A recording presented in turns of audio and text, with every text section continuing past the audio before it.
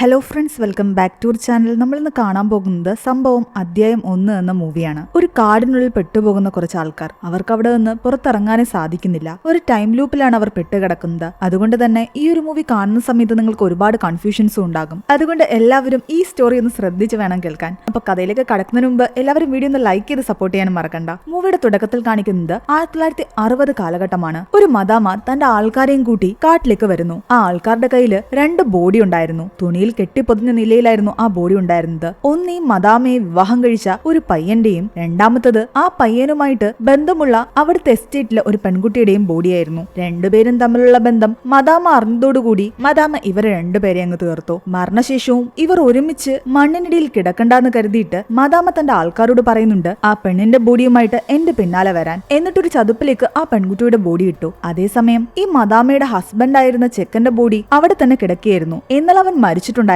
ഇവർ വന്ന് നോക്കുമ്പോഴേക്കും അവൻ ആ തുണിയുടെ കെട്ടുകളൊക്കെ അഴിച്ചിട്ട് അവിടെ നിന്ന് രക്ഷപ്പെട്ടിട്ടുണ്ടായിരുന്നു. മദാമയേക്കാൾ വയസ്സിൽ ഒരുപാട് ഇളയതായിരുന്നു ഈ പയ്യൻ. ജെയിംസ് എന്നായിരുന്നു അവന്റെ പേര്. ആ കാട്ടിൽ നിന്നും ജെയിംസിനെ രക്ഷപ്പെട്ടു പോകാൻ മദാമ അനുവദിച്ചില്ല. ജെയിംസ്, നീ എവിടെയാണ് എന്ന് ചോദിച്ചുകൊണ്ട് ആ കാട്ടിലെല്ലാം ആ മദാമ അലഞ്ഞു തിരിഞ്ഞു. ഒടുവിൽ ഈ മദാമയുടെ മുന്നിൽ അവൻ വന്നതും മദാമ അവനെ ആക്രമിക്കുന്നതിന് മുമ്പ് മദാമയുടെ വയറ്റിലേക്ക് ഒരു കമ്പ് കൊണ്ട് കുത്തിയിട്ട് അവൻ അവിടെ നിന്നും ഓടി രക്ഷപ്പെടാൻ ശ്രമിക്കുന്നു. ആ സീൻ അവിടെ കട്ടാവുകയാണ്. പിന്നീട് കാണിക്കുന്നത് വർഷങ്ങൾക്കിപ്പുറം ഇതേ കാട് തന്നെയായിരുന്നു. ആ ചതുപ്പിൽ നിന്നും ആരോ ഒരാൾ രക്ഷപ്പെട്ട് പുറത്തേക്ക് നടക്കുന്നു. അയാളുടെ ഫേസ് ഒന്നും തന്നെ നമ്മളെ കാണിക്കുന്നില്ല. അതേ കാട്ടിൽ തന്നെ ഒരു പോലീസുകാരനും ആരെയോ അന്വേഷിച്ച് നടക്കുന്നു. ഈ രണ്ടുപേരെ കൂടാതെ മൂന്നാമതൊരാളെ കൂടി നമ്മളെ കാണിക്കുന്നു. അയാൾ ഒരു കല്ലെടുത്തുകൊണ്ടുവന്ന് അവിടെയുള്ള മരത്തിലൊക്കെ എന്തോ കൊത്തിവെക്കുകയായിരുന്നു. ഇനി ഈ 3 പേരുള്ള അതേ കാട്ടില് കുറച്ച് കുട്ടികൾ ചേർന്നിട്ട് വേട്ടയ്ക്ക് വന്നിരിക്കുന്നതാണ് കാണിക്കുന്നത്. അതിലൊരു പെൺകുട്ടി ഒരു പന്നിയെ വെടിവെക്കാൻ തുടങ്ങുന്നതും പന്നി അവിടെ നിന്ന് രക്ഷപ്പെട്ടു പോകുന്നു. ബാക്കിയുള്ള കൂട്ടുകാര് അവളോട് ചോദിക്കുന്നുണ്ട്, നീ എന്താ കറക്റ്റ് സമയത്ത് വെടിവെക്കാഞ്ഞെന്ന്. ആ പന്നി മിസ്സായതിന്റെ സങ്കടത്തിലായിരുന്നു അവർ. പക്ഷെ ആ സമയം അവരുടെ അടുത്തേക്ക് എന്തോ ഒന്ന് വരുന്നതായിട്ട് അവർക്ക് തോന്നി. പെൺകുട്ടി മറ്റൊന്നും ചിന്തിക്കാതെ സൗണ്ട് കെട്ടടുത്തേക്ക് ഷൂട്ട് ചെയ്യുന്നു. പക്ഷെ ഷൂട്ട് ചെയ്ത് കഴിഞ്ഞിട്ടാണ് തങ്ങൾ ചെയ്തത് മണ്ടത്തരമാണെന്ന് അവർക്ക് മനസ്സിലായത്. അവരുടെ എക്സ്പ്രഷനിൽ നിന്നും നമുക്ക് മനസ്സിലാക്കാം അവർ ഷൂട്ട് ചെയ്തത് ഒരു മൃഗത്തിനെ ആയിരുന്നില്ല എന്ന്. ആ വെടിവെച്ചയുടെ സൗണ്ട് കേട്ടതും അവിടെ ഉണ്ടായിരുന്ന വവ്വാലുകളെല്ലാം ബഹളം ഉണ്ടാക്കാൻ തുടങ്ങി. കാട്ടിലുണ്ടായിരുന്ന ആ പോലീസുകാരനും മരത്തിൽ കല്ലുകൊണ്ടെന്തോ വരച്ചുകൊണ്ടിരുന്ന ഇയാളും പേടിക്കുന്നുണ്ട്. ആ ടൈമിലാണ് നമ്മളെ കാണിക്കുന്നത് ആ കുട്ടികൾ വെടിവെച്ചത് ഒരു മൃഗത്തിനെ ആയിരുന്നില്ല, മനുഷ്യനെയായിരുന്നു. നേരത്തെ ആ ചതുപ്പിൽ നിന്ന് രക്ഷപ്പെട്ട് പുറത്തേക്ക് വന്ന ആളെ. അയാളുടെ ഫേസ് ഇപ്പോഴും നമ്മളെ കാണിക്കുന്നില്ല. പക്ഷെ അയാളുടെ ശരീരത്തിൽ നിന്നും ബ്ലഡ് പുറത്തേക്ക് പോകുന്നുണ്ടായിരുന്നു. ആ വെടിവെച്ചയുടെ സൗണ്ടും ആ കാട്ടിൽ വീണ ബ്ലഡും എല്ലാം തന്നെ ആ കാട്ടിൽ എന്തോ വലിയൊരു മാറ്റത്തിന് കാരണമാകുന്നു. അവിടെ പെട്ടെന്ന് ഇരുട്ട് വ്യാപിക്കാൻ തുടങ്ങി. ചെവിക്ക് താങ്ങാൻ പറ്റാത്ത എന്തൊക്കെ സൗണ്ടുകൾ കേൾക്കുന്നുണ്ടായിരുന്നു. അതിനിടയ്ക്ക് ആ മദാമയുടെ സൗണ്ടും കേൾക്കാം. ജെയിംസ്, നീ എവിടെയാണ് എന്ന് ചോദിച്ചുകൊണ്ടുള്ള സൗണ്ടും. കാടിന്റെ പലയിടങ്ങളിലായിട്ടുണ്ടായിരുന്ന എല്ലാവരും ഈ സൗണ്ട് കേട്ട് ചെവി പൊത്തുന്നുണ്ട്. കുറച്ചു നേരത്തെ ആ ഒരു സൗണ്ടിനും ആ ഒരു ഇരുട്ടിനു ശേഷം ആ പോലീസുകാരൻ കണ്ണു തുറക്കുമ്പോൾ അയാൾക്ക് ചുറ്റും നേരത്തെ ഉള്ളതുപോലെ തന്നെ വെട്ടമായിരുന്നു. എന്താ സംഭവിച്ചതെന്ന് അയാൾക്ക് മനസ്സിലായില്ല. അയാൾ ആ കാട്ടിൽ നിന്നും പുറത്തേക്ക് ഓടി വരുന്നു. റോഡ് ലക്ഷ്യമാക്കിയായിരുന്നു അയാൾ ഓടിക്കൊണ്ടിരുന്നത്. പെട്ടെന്ന് അയാളുടെ അടുത്തേക്ക് എന്തോ വരുന്നതായിട്ടാണ് കാണിക്കുന്നത്. ആ നിമിഷം ഉറക്കത്തിൽ നിന്ന് ഞെട്ടിയുണർന്ന നമ്മുടെ നായകനായ ആനന്ദിനെയും കാണിക്കുന്നു. അവൻ ആകെ പേടിച്ച് ചുറ്റും നോക്കുന്നുണ്ട്. അപ്പോഴാണ് നേഴ്സ് വന്ന് അവനോട് പറയുന്നത്, നീതുവിന്റെ ബൈസ്റ്റാൻഡർ അല്ലേ നിങ്ങൾ, ഡോക്ടർ വിളിക്കുന്നുവെന്ന്. ആനന്ദ് തന്റെ വൈഫ് നീതുവിനെ ഹോസ്പിറ്റലിൽ കാണിക്കാൻ കൊണ്ടുവന്നതായിരുന്നു. അവന്റെ വൈഫ് പ്രഗ്നന്റ് ആണ്. അടുത്ത മാസമാണ് അവളുടെ ഡെലിവറി ഡേറ്റ്.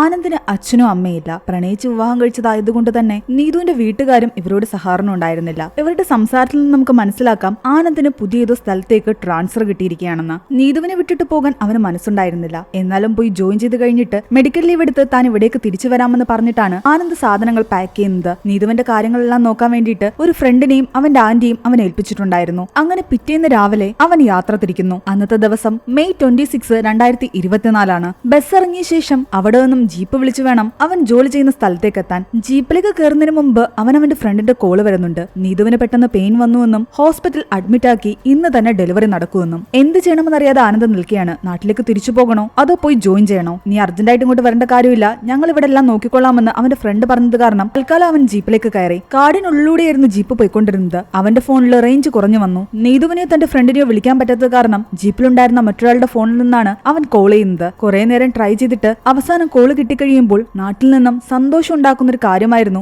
അവനെ തേടിയെത്തിയത്. നീതു പ്രസവിച്ചിരിക്കുന്നു. അവൻ ഇന്നൊരു പെൺകുഞ്ഞ് ജനിച്ചിരിക്കുന്നു. ആനന്ദ് ഒരുപാട് സന്തോഷത്തിലായിരുന്നു. അതിനിടയ്ക്ക് ഡ്രൈവറിന്റെ ശ്രദ്ധ തിരിയുകയും ആ വണ്ടി ആരും ഇടിക്കുകയും ചെയ്തു. പുറത്തേക്കിറങ്ങി നോക്കുമ്പോൾ ആ ഡ്രൈവർ ഉൾപ്പെടെ എല്ലാവരും ഞെട്ടിത്തരിച്ചിരിക്കുകയായിരുന്നു. ഒരു പോലീസുകാരനെയാണ് അവർ ഇടിച്ചിട്ടിരിക്കുന്നത്. തുടക്കത്തിൽ കാട്ടിലൂടെ ഓടി റോഡിന്റെ സൈഡിലേക്ക് വന്ന ആ പോലീസുകാരനില്ലേ, അയാൾ തന്നെയായിരുന്നു അത്. ഇത് വലിയ പ്രശ്നമാകും, ഇയാളെ ഹോസ്പിറ്റലൊന്നും കൊണ്ടുപോകാൻ നിൽക്കണ്ടെന്ന് പറഞ്ഞിട്ട് ഡ്രൈവർ വണ്ടി എടുക്കാൻ തുടങ്ങിയതും ആനന്ദ് പ്രശ്നം ഉണ്ടാക്കുന്നു. അയാളെപ്പോൾ ഒരു പോലീസുകാരൻ തന്നെയാണ് താനെന്നും താനിന്ന് ഡ്യൂട്ടിക്ക് ജോയിൻ ചെയ്യാൻ വന്നതാണെന്നും ആനന്ദ് പറയുന്നു. അവിടെയാണ് നമുക്ക് മനസ്സിലാകുന്നത് ആനന്ദും ഒരു പോലീസുകാരനാണെന്ന്. അങ്ങനെ അവരെല്ലാവരും ചേർന്നിട്ട് ആ പോലീസുകാരനെ ജീപ്പിലേക്ക് കയറ്റി. വെള്ളൂർക്കാട് സ്റ്റേഷനിലെ പുതിയ CPI ആയിട്ട് ജോയിൻ ചെയ്യാൻ വന്നതായിരുന്നു ആനന്ദ്. സ്റ്റേഷനിൽ വിവരം അറിയിച്ച് ഈ പോലീസുകാരനെ ഹോസ്പിറ്റലാക്കി കഴിഞ്ഞപ്പോഴേക്കും സ്റ്റേഷനിൽ നിന്നും മറ്റു പോലീസുകാർ ഹോസ്പിറ്റലിലേക്ക് വരുന്നു. ആ സ്റ്റേഷനിലെ സബ് ഇൻസ്പെക്ടർ ആയിരുന്നു അശോകൻ ആനന്ദിനെ കണ്ടതും നീ നാട്ടിലെവിടെയാണെന്ന് ചോദിക്കുന്നു. താൻ കൊച്ചിയിൽ നിന്നാണ് വരുന്നതെന്ന് ആനന്ദ് പറയുന്നു. റോഡിൽ ആക്സിഡന്റ് ആയി ഇപ്പോൾ ഹോസ്പിറ്റലിൽ അഡ്മിറ്റ് ആക്കിയ ആ പോലീസുകാരന്റെ പേഴ്സ് പരിശോധിക്കുമ്പോൾ ഇവർക്ക് മനസ്സിലാകുന്നുണ്ട് അയാളുടെ പേര് പീറ്റർ ജോൺ എന്നാണെന്ന്. അയാളുടെ കയ്യിൽ ഒരു വാക്കി ടോക്കി ഉണ്ടായിരുന്നു. പേഴ്സിലുണ്ടായിരുന്ന ID കാർഡിൽ നിന്നും അഡ്രസ് എടുത്ത് ഇയാളുടെ വീട്ടിൽ വിവരങ്ങൾ അറിയിക്കാൻ വേണ്ടിയിട്ട് അശോകൻ തന്റെ കൂടെ ഉണ്ടായിരുന്ന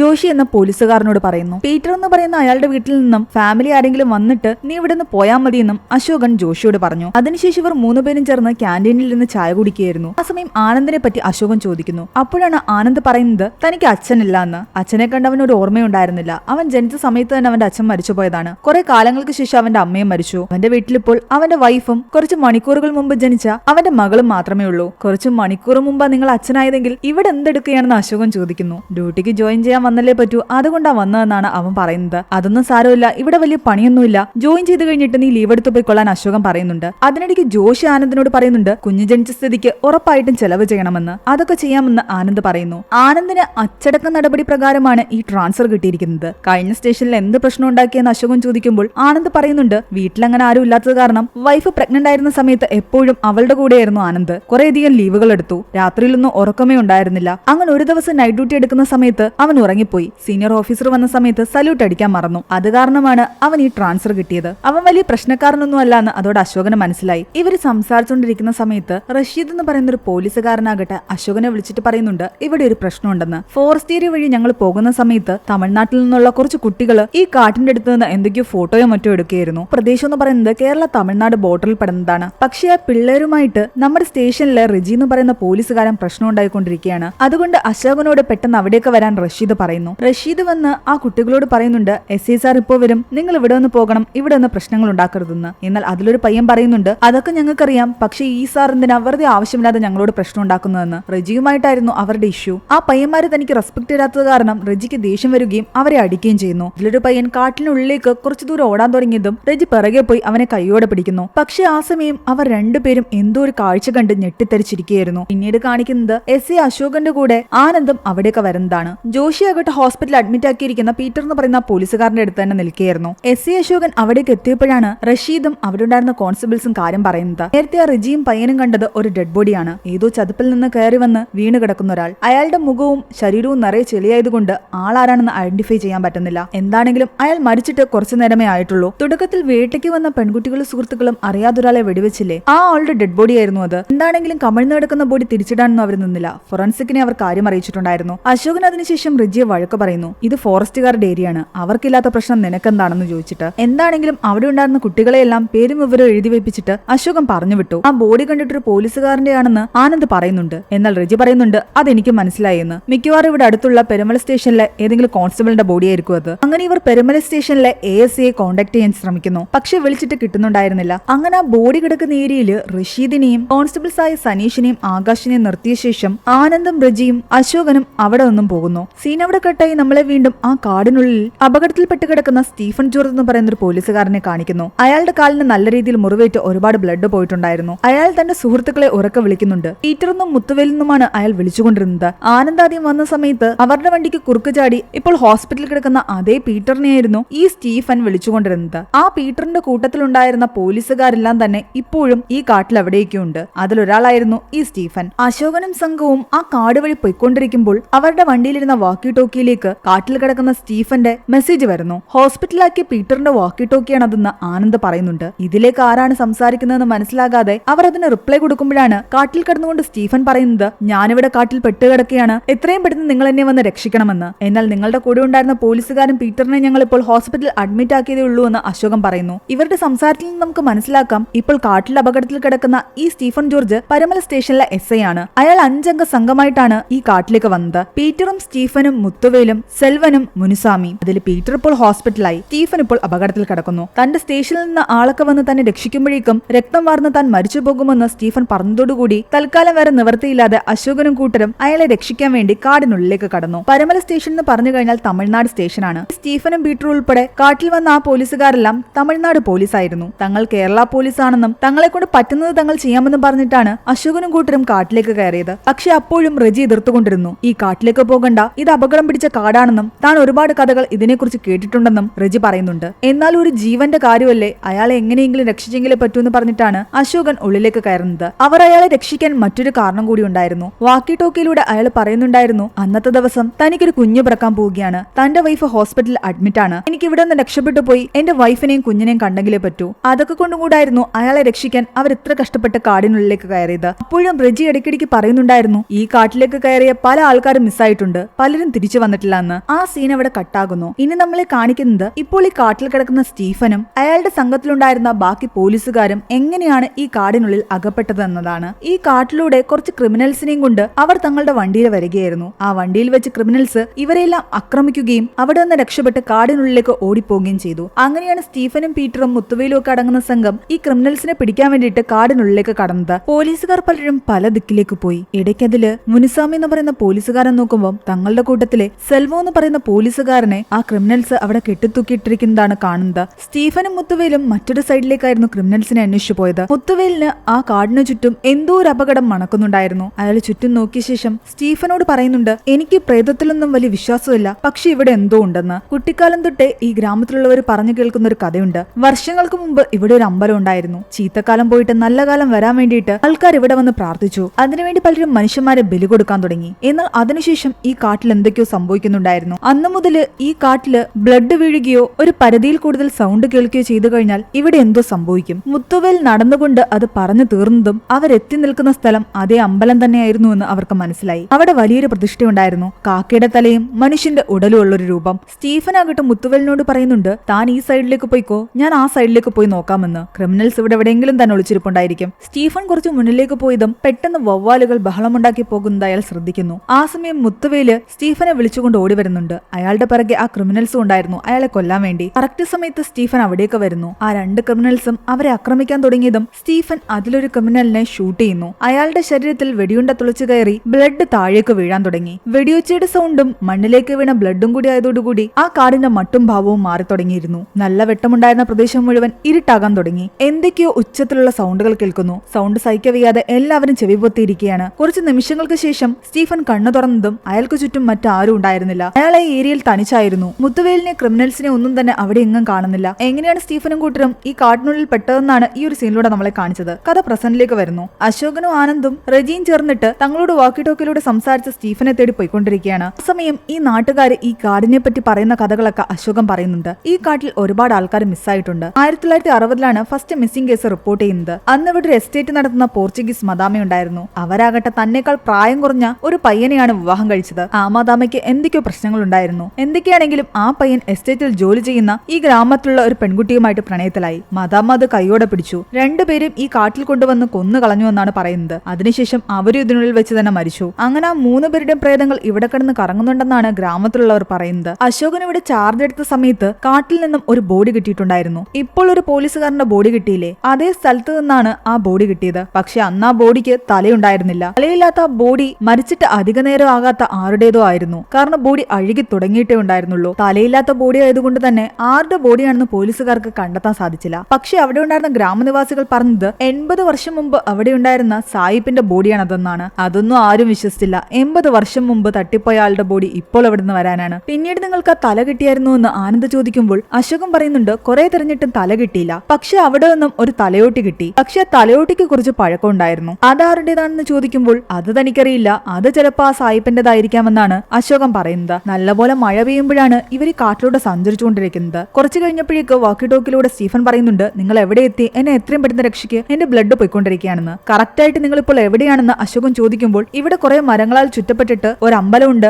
ആ അമ്പലത്തിന്റെ അടുത്തായിട്ടാണ് ഞാൻ ഉള്ളതെന്ന്. താനിരിക്കുന്ന വലിയ മരത്തിന് മുകളിലായിട്ട് കുറെ മണി പ്ലാന്റ്സും ഉണ്ട്. അങ്ങനെ ആ അമ്പലം എവിടെയാണെന്ന് നോക്കാൻ വേണ്ടിയിട്ട് ഇവർ വീണ്ടും മുന്നോട്ട് നടന്നു. അതിനിടയ്ക്ക് ഹോസ്പിറ്റലിൽ അഡ്മിറ്റ് ആക്കിയിരിക്കുന്ന പീറ്ററിന്റെ വിവരങ്ങൾ അന്വേഷിക്കാൻ വേണ്ടിയിട്ട് ജോഷിയും അശോകൻ കോൾ ചെയ്യുന്നു. പീറ്ററിന് ചെറിയ രീതിയിൽ ബോധം വന്നിട്ടുണ്ട്, എന്തൊക്കെയോ പിച്ചും പേയും പറയുന്നു. അയാളുടെ വീട്ടുകാർ ഇങ്ങോട്ടേക്ക് വന്നുകൊണ്ടിരിക്കുകയാണെന്നും ജോഷി പറഞ്ഞു. അങ്ങനെ സംസാരിച്ചുകൊണ്ട് നടന്ന് അവസാനം ഇവർ ആ അമ്പലത്തിന്റെ അടുത്തെത്തി. വിചിത്രമായ ആ പ്രതിഷ്ഠയെ തന്നെയായിരുന്നു അവർ നോക്കി നിന്നുകൊണ്ടിരുന്നത്. അവർ വീണ്ടും സ്റ്റീഫനോട് സംസാരിക്കുന്നു. നിങ്ങൾ ശരിക്കും അമ്പലത്തിന്റെ ഏത് ഭാഗത്താണെന്ന് ചോദിക്കുന്നു. വലതുവശത്തൂടെ വന്നാ മതി എന്ന് പറഞ്ഞിട്ട് സ്റ്റീഫൻ വഴി പറഞ്ഞു കൊടുക്കുന്നതും അവർ അതുവഴി നടക്കാൻ ആരംഭിച്ചു. ശരിക്കും സ്റ്റീഫനും കൂട്ടരും പരമല സ്റ്റേഷനിലെ പോലീസുകാരാണെന്നല്ലേ പറഞ്ഞത്. ആ സ്റ്റേഷനിലുള്ള ASI അവർ കോൾ ചെയ്തിട്ട് ചോദിക്കുന്നുണ്ട്, നിങ്ങളുടെ സ്റ്റേഷനിൽ നിന്ന് കുറച്ച് ആൾക്കാർ ഇന്ന് ഫോറസ്റ്റ് ഏരിയയിലേക്ക് വന്നിട്ടുണ്ടായിരുന്നു എന്ന്. കാരണം നിങ്ങളുടെ സ്റ്റേഷനിലെ സ്റ്റീഫൻ എന്ന് പറഞ്ഞൊരു പോലീസുകാരൻ ഇവിടെ കുടുങ്ങി കിടക്കുന്നു എന്ന് പറഞ്ഞിട്ട് ഞങ്ങളെ കോൾ ചെയ്തിരുന്നു. എന്നാൽ ആ പരമല സ്റ്റേഷനിലെ ASI പറയുന്നത് അങ്ങനെ ആരും അവിടേക്ക് വന്നിട്ടില്ല, ഞങ്ങളുടെ സ്റ്റേഷനിലെ എല്ലാവരും ഇവിടെ തന്നെ ഉണ്ടെന്ന്. എന്നാൽ അശോകൻ പറയുന്നു, നിങ്ങളുടെ സ്റ്റേഷനിൽ ഒരാൾ തന്നെയാണ് അപകടത്തിൽപ്പെട്ടു എന്ന് പറഞ്ഞിട്ട് ഞങ്ങളെ കോൾ ചെയ്തിരിക്കുന്നത്. അയാൾ പറഞ്ഞ പ്രകാരം ഞങ്ങൾ കാടിനുള്ളിലെ ആ അമ്പലത്തിന്റെ അടുത്ത് എത്തിയെന്ന്. എന്നാൽ ഇത് കേട്ട പരമല സ്റ്റേഷനിൽ SI പറയുന്നുണ്ട്, നിങ്ങൾ എന്ത് മണ്ടത്തരോ കാണിച്ചെന്ന്. ആ ഭാഗത്തേക്കൊന്നും പോകാനേ പാടില്ല.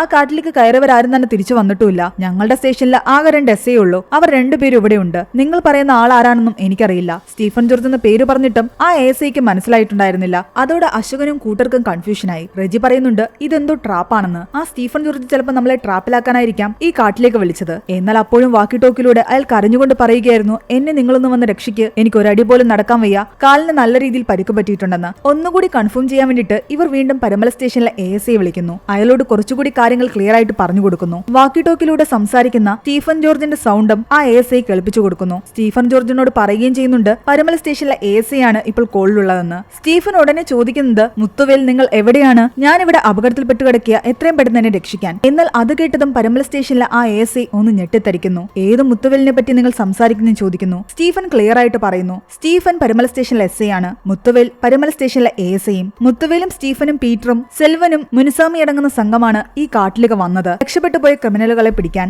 എല്ലാം കേട്ട് കഴിഞ്ഞപ്പോൾ ആ പരമല സ്റ്റേഷനിലെ ASI പറയുന്നുണ്ട്, ഇപ്പോൾ ഇവിടുത്തെ ASI ഞാനാണ്, എന്റെ പേര് മുത്തുവേൽ എന്നല്ല. മുത്തുവേൽ നിങ്ങൾ പറയുന്ന ആളുടെ പൂർണ്ണമായിട്ടുള്ള നെയിം ചോദിച്ചപ്പോൾ സ്റ്റീഫൻ പറയുന്നുണ്ട്, മുത്തുവേൽ മാരിയപ്പൻ എന്നാണെന്ന്. അത് കേട്ടതും പരമല സ്റ്റേഷനിലെ ASI ഞെട്ടിത്തരിച്ചുകൊണ്ട് പറയുന്നുണ്ട്, ആ മുത്തുവേൽ മാരിയപ്പൻ എന്റെ അച്ഛനാണ്. കറക്റ്റായിട്ട് പറയുകയാണെങ്കിൽ മെയ് 26, 1994 മുത്തുവേലും പീറ്ററും സ്റ്റീഫനും ഒക്കെ ഉൾപ്പെടെ ഒരു സംഘം കാട്ടിലേക്ക് പോയതാണ്. പക്ഷെ പിന്നീട് അവർ തിരിച്ചു വന്നിട്ടേയില്ല. 30 വർഷമായി അവരെ കാണാതായിട്ട്. അവർ ഇപ്പോഴും ജീവിച്ചിരിക്കാൻ ഒരു ചാൻസും ഇല്ലാന്ന് ഈ ASI പറയുന്നു. അവര് മാത്രമല്ല, ആ കാട്ടിലേക്ക് പോയ ആരും തന്നെ ജീവനോട് തിരിച്ചു വന്നിട്ടില്ല. വളരെ അപകടം പിടിച്ചൊരു സ്ഥലമാണത്. എത്രയും പെട്ടെന്ന് നിങ്ങൾ അവിടെ നിന്ന് രക്ഷപ്പെടുന്നതാ നല്ലത്. അതും പറഞ്ഞ് ആ ASI കോള് കട്ട് ചെയ്തു. പക്ഷെ അപ്പോഴും അശോകനും ആനന്ദനും ഡൗട്ടായിരുന്നു. ഇയാൾ ഈ പറയുന്ന പോലെയാണ് കാര്യങ്ങളെങ്കിൽ ഇപ്പോൾ തങ്ങളെ വിളിച്ചുകൊണ്ടിരിക്കുന്ന സ്റ്റീഫൻ ജോർജ് ആരാണ്? 30 വർഷം മുമ്പ് കാണാതായ ആള് ഇന്ന് അപകടത്തിൽപ്പെട്ടു എന്ന് പറഞ്ഞിട്ട് വിളിക്കേണ്ട കാര്യമില്ലല്ലോ. റെജി പറയുന്നുണ്ട്, എനിക്കിനിയും മുന്നോട്ട് പോകാൻ താല്പര്യമില്ല, ഞാൻ തിരിച്ചു പോവുകയാണെന്ന്. അങ്ങനെ റെജി അവിടെ നിന്നും തിരിച്ചു നടക്കാൻ ആരംഭിച്ചു. അശോകനെ ആനന്ദിനെ സംബന്ധിച്ച് തങ്ങളെ വിളിക്കുന്ന ഈ സ്റ്റീഫൻ ആരാണെന്ന് അറിയണം. അയാൾ ശരിക്കും അപകടത്തിലാണെങ്കിൽ അയാളെ രക്ഷിക്കണം. അതുകൊണ്ട് അവർ വീണ്ടും വാക്കി ടോക്കിലൂടെ അയാൾ സംസാരിച്ചുകൊണ്ടിരുന്ന സ്ഥലം ലക്ഷ്യമാക്കി തന്നെ നടക്കാൻ ആരംഭിച്ചു. സ്റ്റീഫൻ പറഞ്ഞ പ്രകാരം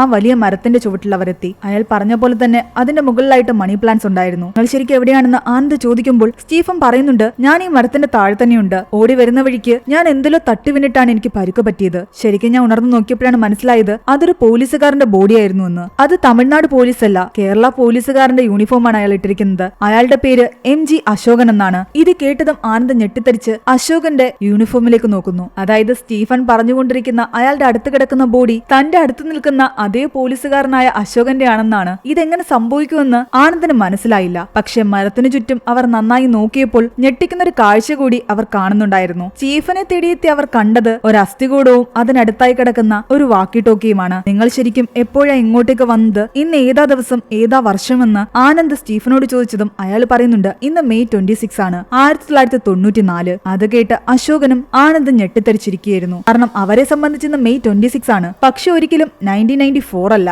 അവരിപ്പോൾ നിൽക്കുന്നത് 2024ലാണ്. 1994 ഇവിടെ വന്ന ഒരാളുമായിട്ടാണ് അവർ സംസാരിച്ചു കൊണ്ടിരിക്കുന്നത്. നിങ്ങൾ വന്നിട്ട് എത്ര നേരമായെന്ന് ചോദിക്കുമ്പോൾ വെറും 2-3 മണിക്കൂറുകൾ മാത്രമേ ആയിട്ടുള്ളൂ ഞങ്ങൾ ഈ കാട്ടിലേക്ക് കയറിയിട്ട് എന്നാണ് സ്റ്റീഫൻ വാക്കി ടോക്കിലൂടെ പറയുന്നത്. അതായത് വ്യത്യസ്ത ടൈം ലൈനിലുള്ള ആൾക്കാരാണ് ഇപ്പോൾ പരസ്പരം സംസാരിച്ചു കൊണ്ടിരിക്കുന്നത്. സീൻ അവിടെ കട്ടായി നമ്മളെ കാണിക്കുന്നത് മൂവിയുടെ തുടക്കത്തിൽ ഹോസ്പിറ്റലിൽ അഡ്മിറ്റായ പീറ്റർ എന്ന് പറയുന്ന ആ പോലീസുകാരന്റെ ഫാമിലി അയാളെ കാണാൻ വേണ്ടി അവിടേക്ക് വരുന്നതാണ്. കുറച്ചു കഴിഞ്ഞപ്പോൾ ജോഷിയാകട്ടെ അശോകനെ വിളിച്ചിട്ട് പറയുന്നുണ്ട്, ഒരു പ്രശ്നമുണ്ടെന്ന്. പീറ്ററിന്റെ ഫാമിലി ഇവിടേക്ക് വന്നു. കണ്ടാൽ 50 വയസ്സ് പ്രായം തോന്നിക്കുന്ന ഒരു സ്ത്രീയും അവരുടെ 2 മക്കളും. അത് അയാളുടെ അമ്മയായിരിക്കുമെന്ന് അശോകൻ പറഞ്ഞപ്പോൾ ജോഷി പറയുന്നുണ്ട്, ഞാനും അങ്ങനെ തന്നെയാണ് ആദ്യം വിചാരിച്ചത്. പക്ഷെ അവര് പറഞ്ഞത് അവർ പീറ്ററിന്റെ വൈഫാണെന്നാണ്. 30 വയസ്സ് മാത്രം പ്രായം തോന്നിക്കുന്ന പീറ്ററിന് 50 വയസ്സുള്ള ഭാര്യ എങ്ങനെ വരും? എങ്ങനെ ഇത്രയും വലിയ മക്കള് വരും? അതായിരുന്നു എല്ലാവരുടെയും കൺഫ്യൂഷൻ. എന്നാൽ ഇവരുദ്ദേശിക്കുന്ന പീറ്റർ ആയിരിക്കില്ല അതെന്ന് ജോഷി പറഞ്ഞെങ്കിലും അവര് പറയുന്നുണ്ട് തന്റെ ഹസ്ബൻഡ് പീറ്റർ 30 വർഷം മുമ്പ് ആ കാട്ടിൽ കാണാതായതാണെന്ന്. അതിനുശേഷം ഇപ്പോഴാണ് അയാളെ പറ്റി ഒരു വിവരം കിട്ടിയതെന്നും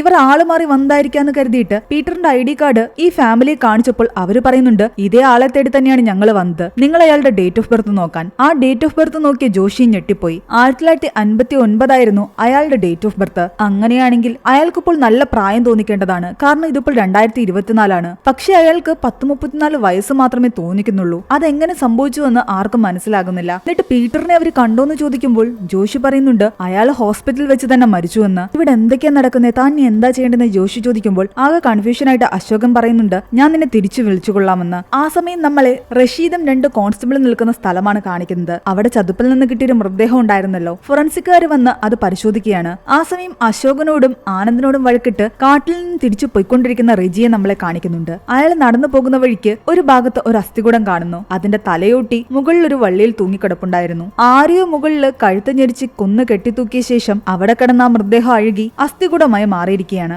അതിന് വർഷങ്ങളുടെ പഴക്കം ഉണ്ടായിരുന്നു. റെജി ഇത് നോക്കിക്കൊണ്ട് നിൽക്കുന്ന സമയത്ത് സീൻ വീണ്ടും ഫോറൻസിക്കാരുടെ അടുത്തേക്ക് പോവുകയാണ്. അവർ ആ മൃതദേഹം ആരുടേതാണെന്ന് ഐഡന്റിഫൈ ചെയ്തു. ആ കോൺസ്റ്റബിൾസ് അശോകനെ വിളിച്ചിട്ട് ചോദിക്കുന്നുണ്ട് റെജി സാർ അടുത്തുണ്ടോ എന്ന്. അശോകൻ പറയുന്നുണ്ട് അവൻ തിരിച്ചങ്ങോട്ടേക്ക് വന്നിട്ടുണ്ടെന്ന്. എന്നാൽ ആ കോൺസ്റ്റബിൾസ് പറയുന്നു ആ മൃതദേഹം മറ്റാരുടേതുമല്ല, അത് റെജി സാറിന്റേതാണ്. ഫേസ് അതുപോലെ തന്നെയുണ്ട്. അയാളുടെ വാലറ്റെല്ലാം പരിശോധിച്ചപ്പോൾ അത് റെജി തന്നെയാണെന്ന് ഉറപ്പായി. അതെങ്ങനെ സംഭവിക്കുന്നതാണ് അശോകും ആനന്ദും ചോദിക്കുന്നത്. കാരണം ആ മൃതദേഹം കാണുന്ന സമയത്ത് അവിടെ റെജി ഉണ്ട്, അത് പരിശോധിക്കുന്ന സമയത്തും അവിടെ റെജി ഉണ്ടായിരുന്നു. പിന്നെ എങ്ങനെയാണ് അത് റെജിയുടെ തന്നെ മൃതദേഹം ആകുന്നത് എന്നതായിരുന്നു അശോക് ചോദിക്കുന്നത്. എന്താ ഇവിടെ നടക്കുന്നതെന്ന് ആർക്കും ഒരു ഊഹവും കിട്ടിയില്ല. അത് റെജി തന്നെയാണെന്ന് അയാളുടെ കയ്യിലെ മോതിരം കണ്ടുകൂടി അവർ ഉറപ്പാക്കിയിട്ടുണ്ടായിരുന്നു. ആ സമയം കാട്ടിൽ നടന്നുപോയിക്കൊണ്ടിരുന്ന റെജിയാകട്ടെ ഒരു ചതുപ്പിൽ വീഴുന്നതായിട്ട് നമ്മളെ കാണിക്കുന്നു. രക്ഷപ്പെടാൻ ശ്രമിക്കുകയും ആനന്ദിനെയും അശോകനെയും വിളിക്കുകയും ചെയ്യുന്നു. ഒരു സൈഡിൽ നിന്ന് ആനന്ദും അശോകനും റെജിയെ രക്ഷിക്കാൻ വരുന്നു. ആ ഒരു സൈഡിലേക്ക് നോക്കി റെജിയാകട്ടെ ഓപ്പോസിറ്റ് സൈഡിലേക്കും എന്തോ കണ്ട പോലെ നോക്കുന്നുണ്ട്. എന്താണെങ്കിലും അപകടത്തിൽപ്പെട്ട റെജിയെ രക്ഷിക്കാൻ ശ്രമിക്കുന്നതിനിടയിൽ അശോകന്റെ കയ്യിൽ അവിടെ ഉണ്ടായിരുന്ന കമ്പ് കൊണ്ടിട്ട് മുറിയുകയും അയാളുടെ കയ്യിൽ നിന്ന് ബ്ലഡ് താഴേക്ക് വീഴുകയും ചെയ്തു.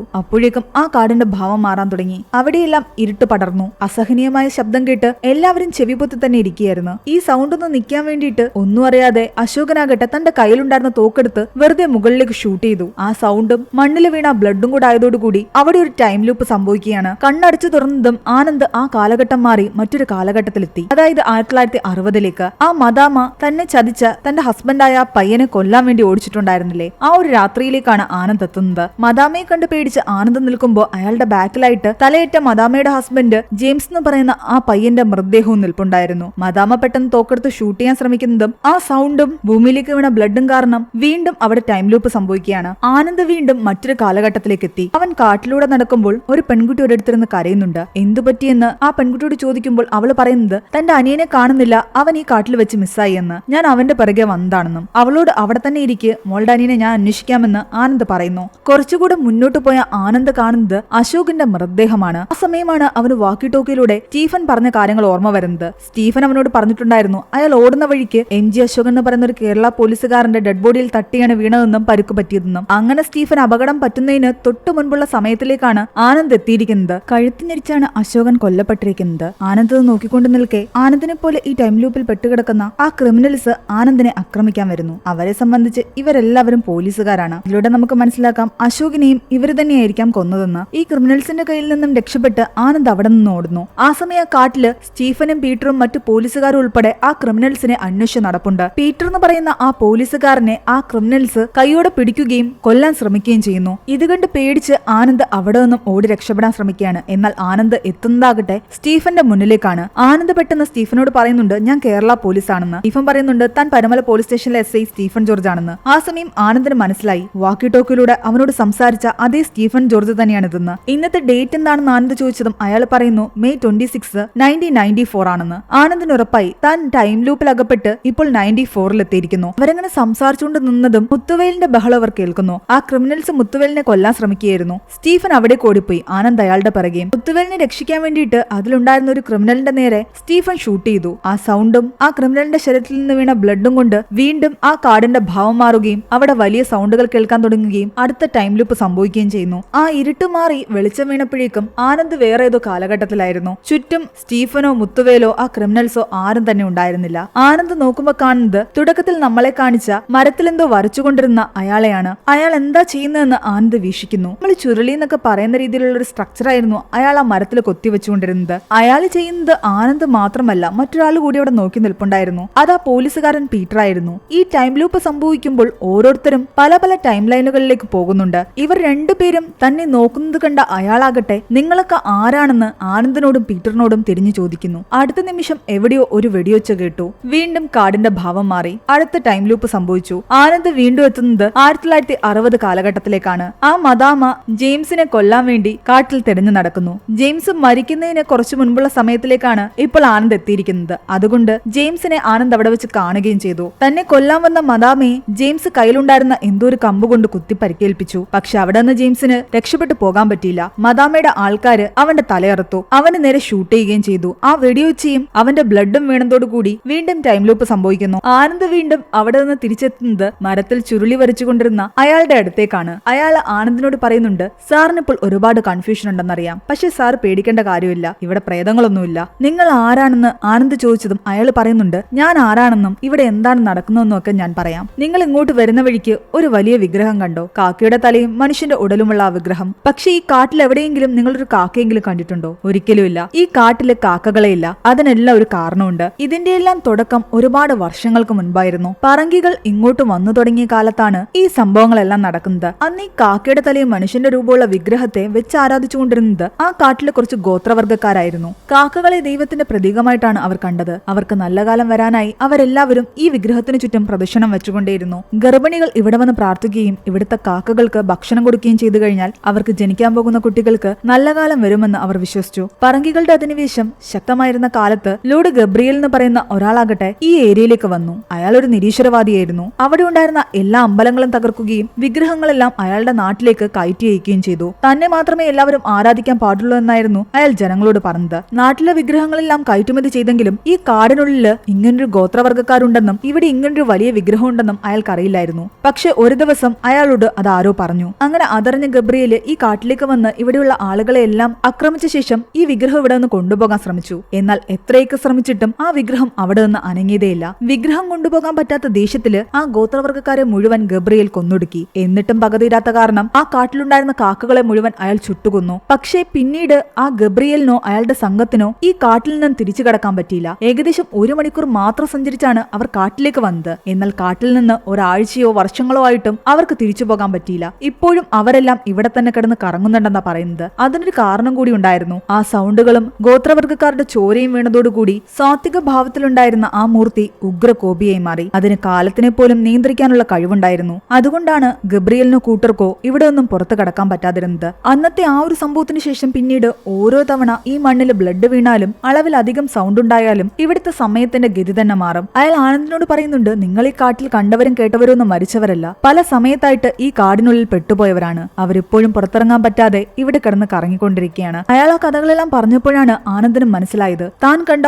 ഓരോരുത്തരും പല പല സമയത്തും പല പല കാലഘട്ടങ്ങളിലും ഇവിടെ പെട്ടുപോയവരാണ്. ആ മദാമയും ജെയിംസും മുത്തുവേലും പീറ്ററും മുനുസാമിയും അശോകനും ഈ കൊച്ചു പെൺകുട്ടിയും സ്റ്റീഫനും ആനന്ദിനോട് ഇപ്പോൾ ഈ കഥയൊക്കെ പറഞ്ഞുകൊണ്ടിരിക്കുന്ന ഇയാളും എല്ലാം തന്നെ ഈ ലൂപ്പിൽ പെട്ടുകിടക്കുന്നവരാണ്. ഇതൊക്കെ നിങ്ങൾക്ക് എങ്ങനെ അറിയാമെന്ന് ആനന്ദ് അയാളോട് ചോദിച്ചപ്പോൾ അയാൾ പറയുന്നുണ്ട്, ഈ ഊരുമക്കളെ ചതിച്ച് ഇവിടുത്തെ ഈ വിഗ്രഹത്തെ പറ്റിയും അവരുടെ ആരാധനയെ പറ്റിയും എല്ലാം തന്നെ ഗബ്രിയേൽ എന്ന പോർച്ചുഗീസുകാരനെ അറിയിച്ചത് താനാണെന്ന്. ആ പോർച്ചുഗീസുകാരുടെ ചാരനായിരുന്നു ഇയാൾ. അയാൾ അന്ന് ചെയ്ത ആ തെറ്റ് കാരണമാണ് ഇതെല്ലാം സംഭവിച്ചത്. ആ സമയം ചതുപ്പിൽ കിടന്ന് തന്നെ രക്ഷിക്കാൻ വിളിച്ചു പോകുന്ന റെജിയുടെ സൗണ്ട് ആനന്ദ് കേൾക്കുന്നുണ്ട്. ആനന്ദ് അവിടെ ഓടിപ്പോകാൻ തുടങ്ങിയതും ഈ ചാരനായിട്ടുള്ള ആളാകട്ടെ ആനന്ദിനോട് പറയുന്നുണ്ട്, ഇതിൽ നിന്നെല്ലാം നിങ്ങൾക്ക് പുറത്തു കിടക്കാൻ ഒരു വഴിയേ ഉള്ളൂ. ഇതിനെല്ലാം കാരണമായ ആ സംഭവം നടക്കാൻ പാടില്ല, അത് തടുക്കണം. ആനന്ദ് അവിടെ നിന്നും റെജി നിലവിളിക്കുന്ന ഭാഗത്തേക്ക് ഓടി ചെല്ലുന്നു. ഒരു മരത്തിന്റെ അടുത്ത് നിന്ന് ആനന്ദ് നോക്കിയതും റെജി ചതുപ്പിൽ കിടക്കുന്നതാണ് കാണുന്നത്. റെജി ഒരു തവണ ആനന്ദിനെ ഒന്ന് നോക്കി. അതേസമയം റെജി ഓപ്പോസിറ്റ് സൈഡിലേക്ക് നോക്കുമ്പോൾ ആനന്ദും അശോകനും അവനെ രക്ഷിക്കാൻ വരുന്നതാണ് അവൻ കാണുന്നത്. ഈ സീൻ മുൻപ് കാണിച്ചപ്പോൾ റെജി രണ്ട് സൈഡിലേക്കും ഒരുപാട് ഡൗട്ടോട് കൂടി നോക്കുന്നത് നമ്മൾ കണ്ടില്ലേ? അത് ഇങ്ങനെ ഒരു കാരണം കൊണ്ടാണ്. കാരണം ഒരേ സമയം അന്നേരം റെജി 2 ആനന്ദമാരെ കണ്ടിട്ടുണ്ടായിരുന്നു, വ്യത്യസ്തമായ ടൈം ലൂപ്പിൽ നിന്ന് വന്നവരെ. എന്താണെങ്കിലും അശോകനും ആനന്ദും ഇവിടെ റെജിയെ രക്ഷിക്കാൻ ശ്രമിക്കുകയും അശോകന്റെ കയ്യിൽ നിന്ന് ബ്ലഡ് വീഴുന്നതും അശോകൻ ഷൂട്ട് ചെയ്യുകയും ചെയ്തതോടുകൂടി അവിടെ ടൈം ലൂപ്പ് സംഭവിക്കാൻ തുടങ്ങിയായിരുന്നു. ഈ സീനെല്ലാം കണ്ടുകൊണ്ട് ഈ ലൂപ്പിലൂടെ കടന്നു വന്ന നമ്മളുടെ റിയൽ ആനന്ദ് ചെവി പൊത്തി നിൽക്കുകയാണ്. എന്താണെങ്കിലും കാടിന്റെ മട്ടും ഭാവവും മാറി അടുത്ത ലൂപ്പിലേക്ക് അവൻ കടന്നിട്ടുണ്ടായിരുന്നു. വീണ്ടും 1960 കാലഘട്ടത്തിൽ എത്തിയിരിക്കുന്നു. ഇവിടെ നിന്ന് അവന് വീണ്ടും തിരിച്ച് അവന്റെ സ്വന്തം കാലഘട്ടത്തിലേക്ക് എത്തിയെങ്കിലേ പറ്റൂ. അതിനയാൾ പറഞ്ഞ പോലെ ഇവിടെ ബ്ലഡ് വീഴണം, ഉച്ചത്തിൽ സൗണ്ട് കേൾക്കണം, എന്നാലേ അടുത്ത ലൂപ്പ് സംഭവിക്കൂ. അവൻ ബഹളം വെക്കാൻ തുടങ്ങി, ഉറക്കെ വിളിച്ചു കൂവാൻ തുടങ്ങി. ഇവിടെ കിടന്നൊരു ചെറിയ മുള്ളെടുത്ത് സ്വന്തം കൈ തന്നെ മുറിച്ചു, ബ്ലഡ് താഴേക്ക് വീഴ്ത്തി. സീൻ അവിടെ കട്ടായി നമ്മളെ കാണിക്കുന്നത് ആ ചെറിയ പെൺകുട്ടി എങ്ങനെയാണ് കാട്ടിലേക്ക് വന്നതെന്നാണ്. അവളും അവളുടെ അനിയനും കൂടി റോഡ് സൈഡിലൂടെ നടന്നു വരികയായിരുന്നു. അപ്പോഴാണ് ഈ കാടിനുള്ളിൽ ഒരു കുതിര നിൽക്കുന്നത് അവളുടെ അനിയൻ കാണുന്നത്. ആ കുതിരയെ ലക്ഷ്യമാക്കി ഓടുകയായിരുന്നു അവളുടെ അനിയൻ. അനിയൻ. അവളുടെ അനിയന്റെ പിറകെ അവൾ ഓടി. ആ സമയം ചതുപ്പിൽ വീണ റിജിയാകട്ടെ സ്വയം കയറി വരുന്നതായിട്ടാണ് നമ്മളെ കാണിക്കുന്നത്. അയാൾ അവിടെ നിന്ന് രക്ഷപ്പെട്ട് വരുന്ന വഴിക്ക്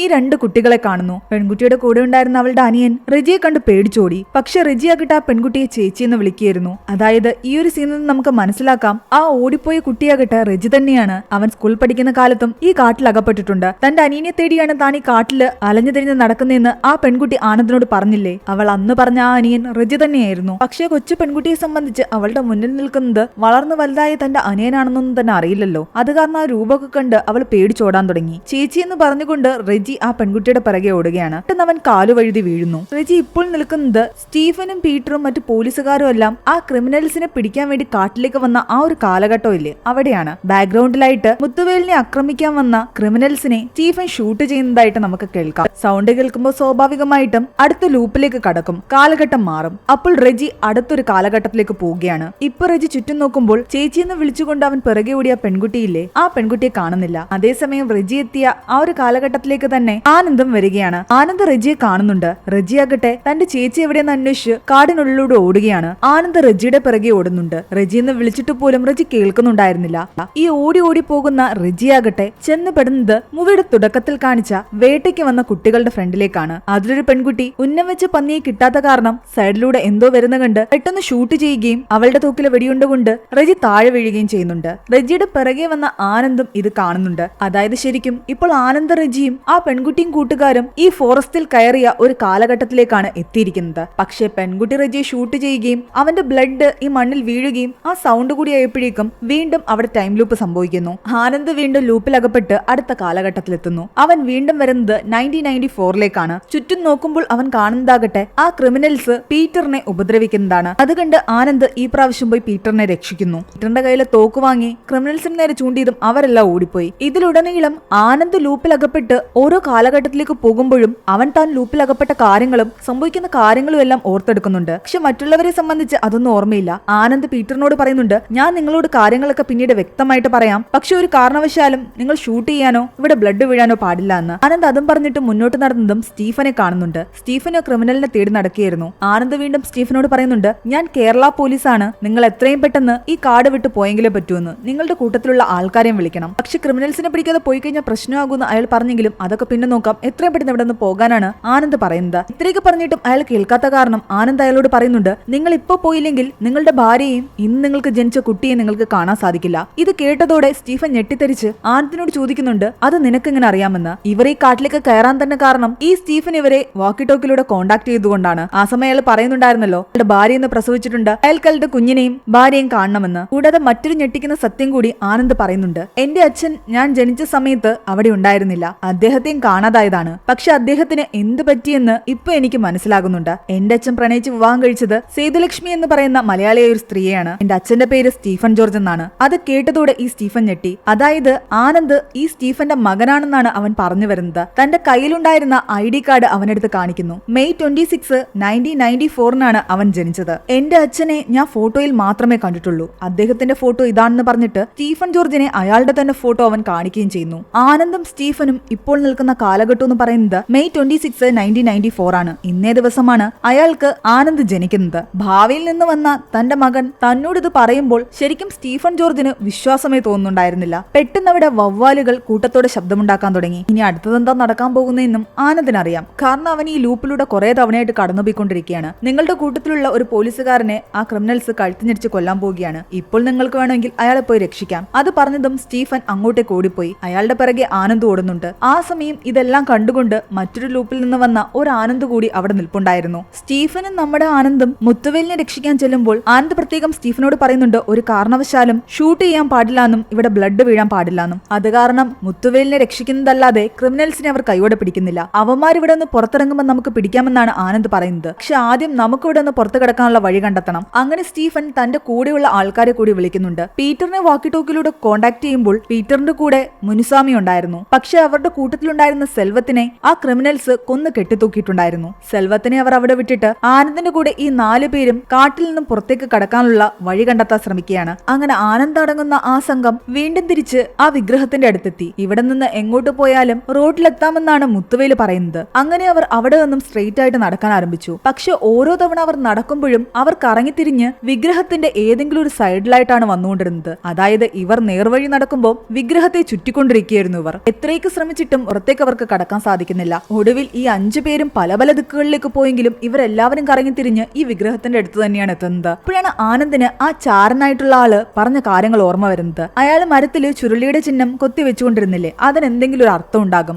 ആനന്ദ് കുറച്ചുനേരം അത് നോക്കിയപ്പോ അവന് മനസ്സിലായി, വർഷങ്ങൾക്ക് മുമ്പ് ഈ ഗോത്രവർഗ്ഗക്കാര് ഈ വിഗ്രഹത്തിനെ ചുറ്റിക്കൊണ്ടിരുന്നതാണ്. ഒരുപക്ഷെ അങ്ങനെ വിഗ്രഹത്തിനെ ചുറ്റിക്കൊണ്ടിരുന്നു കഴിഞ്ഞാൽ ഈ കാടിന് പുറത്തേക്ക് കടക്കാനുള്ള വഴിയിലെത്തും. കാരണം ഇത്രയും നേരം അവർ വിഗ്രഹത്തിന്റെ അടുത്ത് നിന്ന് നേർദിശയിലേക്ക് നടന്നപ്പോൾ അവർ കറങ്ങിത്തിരിഞ്ഞ് വിഗ്രഹത്തിന്റെ ചുറ്റുമാണ് വന്നുകൊണ്ടിരുന്നത്. അതുകൊണ്ട് ഇനി വിഗ്രഹത്തിന് ചുറ്റും നടന്നു കഴിഞ്ഞാൽ ചിലപ്പോൾ റോഡിലെത്താൻ പറ്റും. അങ്ങനെ അവർ വിഗ്രഹത്തിന് ചുറ്റും കറങ്ങിക്കൊണ്ടേയിരുന്നു. ഓരോ തവണ കറങ്ങി വരുമ്പോഴും അവർ വിഗ്രഹത്തിൽ നിന്ന് കുറേയധികം ദൂരേക്ക് പോയിക്കൊണ്ടാണിരുന്നത്. പക്ഷെ അങ്ങനെ പോകുന്ന വഴിയിൽ ഒളിച്ചിരുന്ന ആ ക്രിമിനൽസ് അവരിൽ ഓരോരുത്തരെയായിട്ട് ആക്രമിക്കാൻ ആരംഭിച്ചു. മുത്തുവേലിനെയും മുനിസാമിയെയും അവർ കൊന്നുകളഞ്ഞു. ആനന്ദ് പീറ്ററിനെയും സ്റ്റീഫനെയെങ്കിലും അവിടെ നിന്ന് പുറത്തു കടത്താൻ ശ്രമിക്കുന്നു. ആ സമയം ക്രിമിനൽസ് ആനന്ദിനെ ആക്രമിക്കാൻ വന്നതും സ്റ്റീഫൻ അവരെ തടുക്കുന്നു. സ്റ്റീഫന്റെ കയ്യിൽ അതിലൊരാള് കമ്പ് കൊണ്ട് കുത്തി. ക്രിമിനൽസ് ഓടിപ്പോയി. പക്ഷേ സ്റ്റീഫന്റെ ശരീരത്തിൽ നിന്നും ബ്ലഡ് മണ്ണിലേക്ക് വീഴാൻ തുടങ്ങിയായിരുന്നു. ആനന്ദ് തടുക്കാൻ ശ്രമിക്കുന്നുണ്ടായിരുന്നു. കാരണം ഇനിയും ബ്ലഡ് വീണ് കഴിഞ്ഞാൽ ഈ ലൂപ്പ് ഒന്നേന്ന് പറഞ്ഞു തുടങ്ങും. ഇവരെല്ലാവരും പല കാലഘട്ടത്തിൽ പോകും. വീണ്ടും ഒരുമിച്ചെത്തണമെങ്കിൽ പല പല ലൂപ്പുകൾ കടക്കണം. പക്ഷെ ആ ബ്ലഡ് വീഴുന്നത് തടയാൻ അവൻ സാധിച്ചില്ല.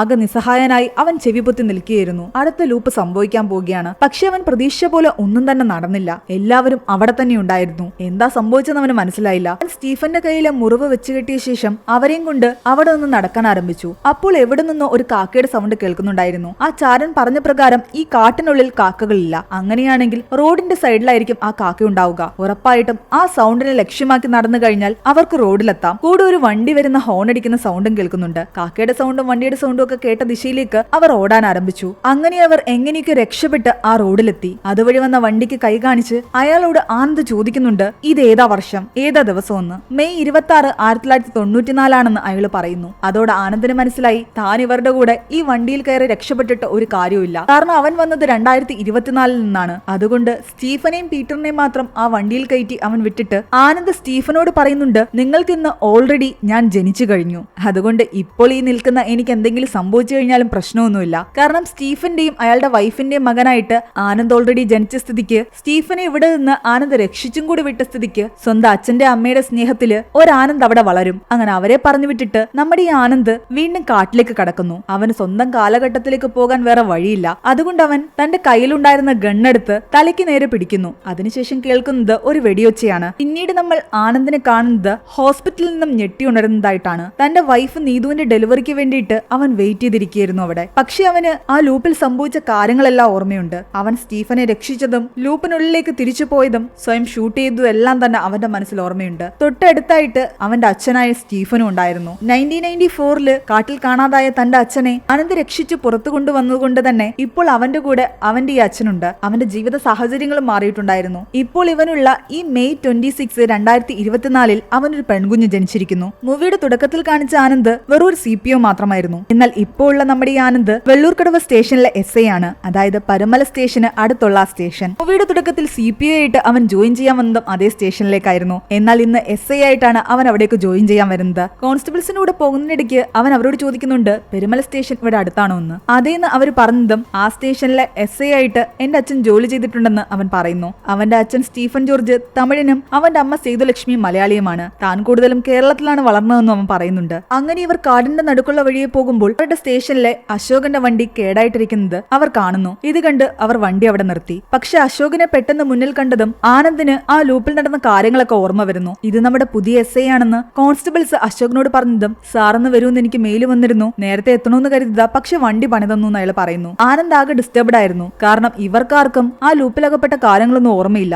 ആനന്ദിനായിരുന്നു അത് ഓർമ്മയുണ്ടായിരുന്നത്. കൂടാതെ ആ ചാരനായിട്ടുള്ള ആൾക്ക് ഓർമ്മയുണ്ട്. ഒരു കോൺസ്റ്റബിളിനെ തന്റെ വണ്ടി നന്നാക്കാൻ അവിടെ ഏൽപ്പിച്ചിട്ട് അശോകൻ ഇവരുടെ കൂടെ ജീപ്പിലേക്ക് കയറി. സാർ എവിടെ നിന്നാ വരുന്നത്, സാറിന്റെ നാട് എവിടെയാന്നൊക്കെ അയാൾ ചോദിക്കുന്നു. കൊച്ചിയാണെന്ന് ആനന്ദ് പറയുന്നു. വീട്ടിൽ ആരൊക്കെ ഉണ്ടെന്ന് ചോദിക്കുമ്പോൾ അച്ഛനും അമ്മയും ഭാര്യയും മകളും ഉണ്ടെന്ന്. മോൾക്ക് എത്ര വയസ്സായെന്ന് ചോദിക്കുമ്പോൾ മോൾ റീസെന്റ് ആയിട്ട് ജനിച്ചിട്ടേ ഉള്ളൂ എന്ന് ആനന്ദ് പറയുന്നു. ഇത് കേട്ട കോൺസ്റ്റബിൾ പറയുന്നുണ്ട്, അങ്ങനെയാണെങ്കിൽ ഉറപ്പായിട്ടും ചെലവുണ്ടെന്ന്. ആനന്ദിന്റെ മനസ്സിലൂടെ ഈ കാര്യങ്ങളെല്ലാം കടന്നു പോവുകയാണ്. കാരണം തുടക്കത്തിലും ഇതേ ചോദ്യങ്ങളും ഇതേ സംഭവങ്ങളും അവൻ ഫേസ് ചെയ്തതാണ്. കുറച്ചു ദൂരം മുന്നോട്ട് പോയതും അശോകന് റഷീദിന്റെ കോള് വരുന്നു. ഇവിടെ കുറച്ച് തമിഴ് പിള്ളേർ വന്നിട്ടുണ്ട്, വീഡിയോ എന്തോ എടുക്കാൻ വന്നതാ, പക്ഷെ അവരുമായിട്ട് റെജി പ്രശ്നം ഉണ്ടായിക്കൊണ്ടിരിക്കുകയാണെന്ന്. ഇതും കൂടെ കേട്ടതോടെ ആനന്ദിന് ഇനി നടക്കാൻ ഉണ്ടാവാൻ പോകുന്ന എന്താണെന്ന് ഏകദേശം ഊഹം ഉണ്ടായിരുന്നു. കാരണം ഇതിലൂടെ അവൻ ഓൾറെഡി കടന്നു വന്നതാണ്. തുടക്കത്തിൽ അവൻ ഇവിടേക്ക് വന്ന സമയത്ത് കണ്ടൊരു മാൻ ക്രോസിംഗിന്റെ ഒരു ബോർഡും എല്ലാം തന്നെ ഇപ്പോൾ അവൻ വീണ്ടും കാണുന്നുണ്ട്. അവൻ ആകെ ഡിസ്റ്റർബ്ഡ് ആയിരുന്നു. പെട്ടെന്ന് അവരുടെ വണ്ടി ആരും ഇടിച്ചു വീഴ്ത്തുന്നു. ടെൻഷനോടുകൂടി ആനന്ദ് പുറത്തേക്കിറങ്ങി നോക്കുമ്പോൾ കാണുന്നത് ഒരു പെൺകുട്ടിയാണ്. അതായത് നേരത്തെ ഫ്രണ്ട്സിന്റെ കൂടെ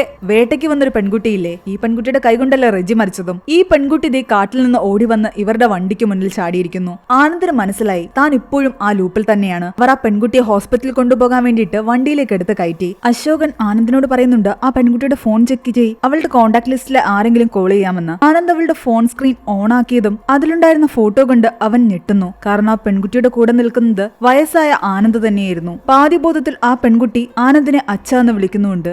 ആനന്ദിന് ജനിച്ച ആനന്ദിന്റെ മകൾ തന്നെയാണ് അവന്റെ മടിയിൽ കിടക്കുന്നത്. ഇതിലൂടെ നമുക്ക് മനസ്സിലാക്കാം ആ പെൺകുട്ടിയും കൂട്ടുകാരും ഈ കാട്ടിലേക്ക് വന്ന കാലഘട്ടം എന്ന് പറഞ്ഞു കഴിഞ്ഞാൽ ആനന്ദ് ഇപ്പോൾ ഉണ്ടായിരുന്ന കാലഘട്ടത്തിൽ നിന്നും കുറേയധികം കഴിഞ്ഞിട്ടാണെന്ന്. അതായത് ഫ്യൂച്ചറിൽ നിന്നാണ് ഈ പെൺകുട്ടി വന്നിരിക്കുന്നത്. കാരണം ആനന്ദിന്റെ മകൾ ജനിച്ചിട്ട് കുറച്ച് ദിവസങ്ങളെ ആയിട്ടുള്ളൂ എന്നാണ് ആനന്ദ് തന്റെ കൊളീഗ്സിനോട് പറഞ്ഞത്. ടൈം ലൂപ്പിന്റെ കാര്യങ്ങളിൽ ഓർമ്മയുള്ള ആനന്ദിന് തന്റെ മടിയിൽ കിടക്കുന്ന തന്റെ മകളാണെന്നുള്ള കാര്യം മനസ്സിലായി. പക്ഷെ ആ പെൺകുട്ടി ഹോസ്പിറ്റലിലേക്ക് എത്തും മുമ്പ് അവന്റെ മടിയിൽ കിടന്ന് മരിക്കുന്നു. അവർ ഒരു സൈഡിലേക്ക് വണ്ടി ഒതുക്കി. ആകെ ഡിസ്റ്റർബ്ഡ് ആയിട്ട് ആനന്ദ് പുറത്തേക്കിറങ്ങി വൈഫ് നീതുവിനെ വിളിച്ചിട്ട് ചോദിക്കുന്നുണ്ട് നമ്മുടെ മകൾ എവിടെയെന്ന്. അവളെ ഞാൻ ഉറക്കാൻ കിടത്തിയിരിക്കുകയാണ്, പക്ഷെ കരഞ്ഞുകൊണ്ടിരിക്കുകയാണെന്ന് നീതു പറയുന്നു. ആ സമയം ആ കാടിന്റെ ഒരു സൈഡിലായിട്ട് വെള്ള കുതിരയുടെ മുകളിലിരിക്കുന്ന ആ പോർച്ചുഗീസ് രാജാവ് ഗബ്രിയലിനെ ആനന്ദ് കാണുന്നുണ്ട്. ആ ചാരനായിട്ടുള്ള ആള് പറഞ്ഞിട്ടുണ്ടായിരുന്നു ഈ ലൂപ്പും ഈ കാട്ടിലുണ്ടായ പ്രശ്നങ്ങളും എല്ലാം തന്നെ മാറണമെങ്കിൽ അന്ന് സംഭവിച്ച ആ കാര്യങ്ങൾ നടക്കാതിരിക്കണം. അതായത് ആ ചാരൻ ഈ പോർച്ചുഗീസ് രാജാവിനോട് ഇവിടെയുള്ള ഗോത്രവർഗ്ഗങ്ങളെ കുറിച്ച് പറയുകയും അയാൾ ഇവിടെ വന്ന് പ്രതിഷ്ഠ മോഷ്ടിക്കാൻ ശ്രമിക്കുകയും ചെയ്തതുകൊണ്ടല്ലേ ഈ ടൈം ലൂപ്പും